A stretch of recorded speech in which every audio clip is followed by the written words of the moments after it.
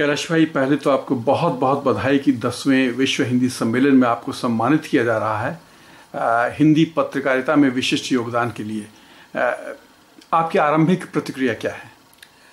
भाई, मैं विनत हूँ, बहुत संकोच से मैं इसे शिरोधारी कर रहा हूँ, लेकिन मैं जानता हूँ कि मैं वो तमाम महारथियों के मुकाबले इतना अदना, इतना छोटा और मेरा अनुदान इतना मामूली है, पर उसे सम्मान मिल रहा है, इसलिए अभिभूत हूँ। पर साथ ही जैसे मैंने कहा कि बहुत विनत हूँ, बहुत आभार मानता हूँ और मन में पुलकित हूँ। आप एक लंबे समय तक बीबीसी के साथ जुड़े रहे, बीबीसी हिंदी और तमिल के अध्यक्ष भी रहे। आइए शुरुआत से हम चर्चा करें। जब आपने बीबीसी ज्वाइन किया अर्ली 70s में, किस तरह का माहौल था यहाँ?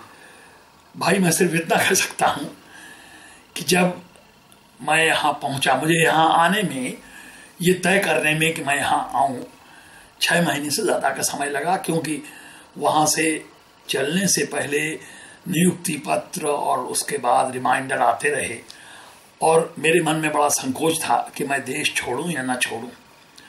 पर उस समय बीबीसी की बड़ी बदनामी इसलिए थी कि 1965 के पाकिस्तान वाले युद्ध में यहाँ के फॉरेन ऑफिस ने प्रधानमंत्री विल्सन से ये कह दिया था कि इसमें दोष भारत का है, और उनके उस बयान से भारत में बेहद रोष था बीबीसी के प्रति, क्योंकि तय था कि बीबीसी ने उनका वो बयान जारी किया था। तो इसलिए जब मैं पहुंचा तो एक तरह का मन में आक्रोश भी था और ये जानने की उत्सुकता भी थी कि जहां बीबीसी में ये दावा किया जाता है कि वो हर बात की तह तक जा करके सच्चाई का पता करते हैं, वहाँ हुआ कैसे। लेकिन ये वो वक्त था जब उस समय के पूर्वी पाकिस्तान में बहुत जोर आंदोलन चल रहा था और पश्चिमी पाकिस्तान की सरकार पूरी तरह आमादा थी कि वहाँ के बंगालियों को दबा कर रखा जाए। जब चुनाव में ये तय हुआ कि शेख मुजीब के अपने दल के बहुमत से वो प्रधानमंत्री बन जाएंगे, तो वहाँ पश्चिमी पाकिस्तान में भुट्टो साहब कोई मंजूर नहीं था, और उनके साथ जो उस समय राष्ट्रपति थे इस्कंदर मिर्जा, उन्होंने मिलकर के शेख मुजीब से कहा कि तुम पूर्वी पाकिस्तान भले संभाल लो, लेकिन तुम पाकिस्तान के प्रधानमंत्री नहीं बन सकते। तो इसलिए वो तनाव बहुत बढ़ रहा था। तो जब मैं पहुंचा, ये किस वर्ष की बात है? ये 1970 की बात है। 1971 में युद्ध हुआ था। 1971 की 25 मार्च को जब भुट्टो साहब ने ये महसूस किया कि वो पूर्वी पाकिस्तान को अपने कब्जे में नहीं ला सकते, तो उन्होंने पाकिस्तानी सेना को हुक्म दिया, और वो हुक्म इतना बर्बर, इतना अमानवीय था। उन्होंने पाकिस्तानी सैनिकों से कहा कि तुम यहाँ की बंगाली औरतों के साथ बलात्कार करके एक नई पीढ़ी पैदा करो, और अब से 25 वर्ष बाद वो सब युवक पाकिस्तानी होंगे और वो हमारा साथ देंगे। और सचमुच में 25 मार्च 1971 के बाद जो पाकिस्तान ने पूर्वी पाकिस्तान पर, वहाँ के बंगालियों पर जुल्म किया, वो अब इतिहास है। तो उस माहौल में मुझे काम करने का मौका मिला। एक मुश्किल ये भी थी कि तब तक कुछ पुरानी परंपरा ऐसी चली आ रही थी कि साहब लोग जो लिख के देते थे उसका अनुवाद हम लोग कर देते थे, लेकिन अब उस युद्ध के समय एक नया माहौल था और मुझे मौका मिला कि कुछ ऐसे कार्यक्रम थे जो मुझे सौंपे गए, जैसे लंदन से पत्र, जिनमें मैं अपनी बात बेझिझक कह सका। और इसलिए धीरे धीरे वो माहौल बदला। धीरे धीरे फिर सारे हिंदुस्तान में बीबीसी के प्रसारण की इतनी प्रतिष्ठा हुई कि पाकिस्तान वाले ये शिकायत करने लगे कि अब बीबीसी को इंडिया ने खरीद लिया है। जी, और आपने जिक्र किया लंदन से पत्र, बड़ा एक कहना चाहिए कि एक आइकॉनिक हिंदी ब्रॉडकास्ट था, बहुत लोग उसकी प्रतीक्षा करते थे, और अब तो ये पत्र ई बुक के फॉर्म में भी आ रहे हैं। उन पत्रों के बारे में कुछ बताइए। एवन चार्टन उस समय हमारे विभाग के अध्यक्ष थे, और उन्होंने मुझे बुला करके कहा कि तुम नए आए हो तो तुम्हें मैं एक कार्यक्रम सौंपता हूँ लंदन से पत्र, तुम अपने अनुभव और अपनी प्रतिक्रिया बेझिझक इस 6 मिनट के कार्यक्रम में इतवार को प्रसारित करो और वहाँ वालों को ये बताओ कि यहाँ आकर के तुम्हें क्या लगा। भाई ये एक ऐसा मंच था, ये एक ऐसा खुला मैदान था जहाँ अपनी आँखों जो कुछ मैं देखता था वो बेझिझक कहता था। और सच बात यह है कि उन पत्रों में जो हर आप्रवासी के मन में दर्द होता है वही दर्द मेरे मन में झलक रहा था।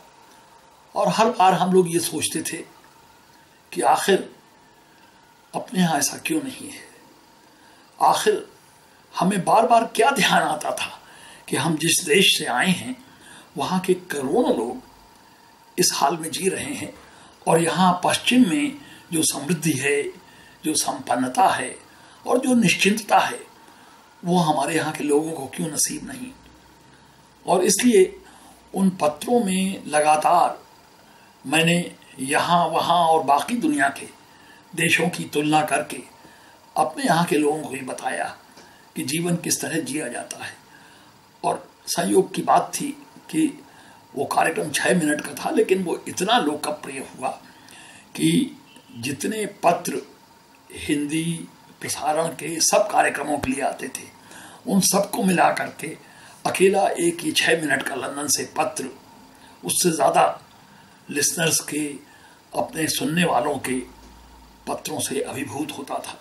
और उसका परिणाम ये हुआ कि फिर ये निश्चय किया गया कि ये पत्र रिपीट हो, तो उसके बहुत दिन बाद तक वो लंदन से पत्र रिपीट होते रहे। कैलाश जी, जो लंदन से पत्र था उसमें न केवल प्रवासियों के दुख दर्द की चर्चा होती थी बल्कि प्रवासियों की खुशियों की भी चर्चा होती थी।